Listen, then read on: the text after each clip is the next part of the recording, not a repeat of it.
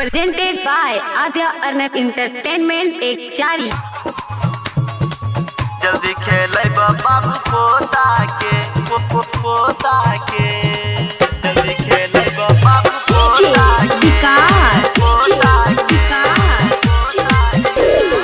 मटियार कला सीतामढ़ी मटियार कला सीतामढ़ी जल्दी खेले बाबू पोता के। सुना हो बाबू करो तैयारी हो बाबू सुनाई छो सुना हो बाबू करो तैयारी अब की लगन में करी द भारी मानी ला बात अपन बेटा के शादी कराई द हाथ धराई द जल्दी खेले बाबू पोता के शादी कराई द हाथ धराई द जल्दी खेले बाबू पोता के।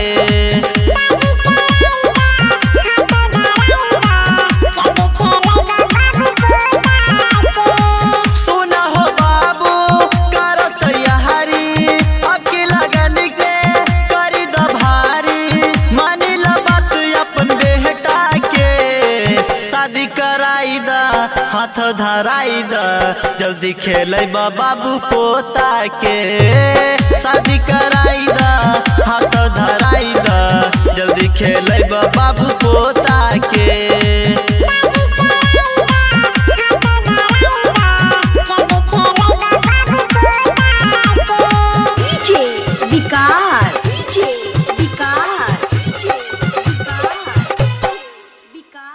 मटियार कला सीतामढ़ी मटियार कला सीतामढ़ी आद्या अर्नब रिकॉर्डिंग स्टूडियो एक चारी।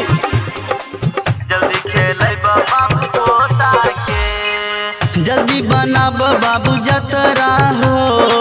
देखा के पंडा से पतरा हो देखा के पंडा से पतरा हो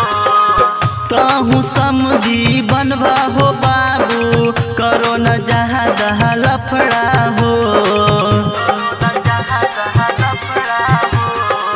करो न देरी अब की बेरी करो न देरी अब की बेरी बीता दी हो न यो हो लगन के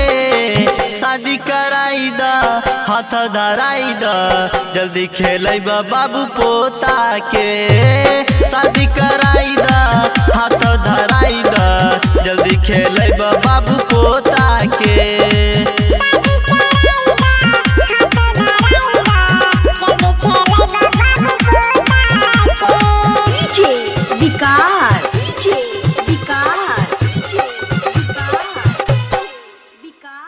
मटियार कला सीतामढ़ी मटियार कला सीतामढ़ी आद्या अर्नब रिकॉर्डिंग स्टूडियो एक चारी। जल्दी खेले बाबू पोता के कहिया पूरे हमर असरा हो तोरा न कहब त के करा हो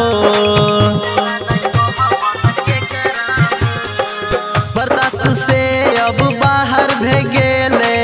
अब देख हम नखड़ा हो अमर साजन मुन्ना मुकेश बतिया के तनी बुझो विशेष उड़े दिहन अब तोहता के शादी कराई द हाथ धराई द जल्दी खेले बाबू पोता के शादी कराई द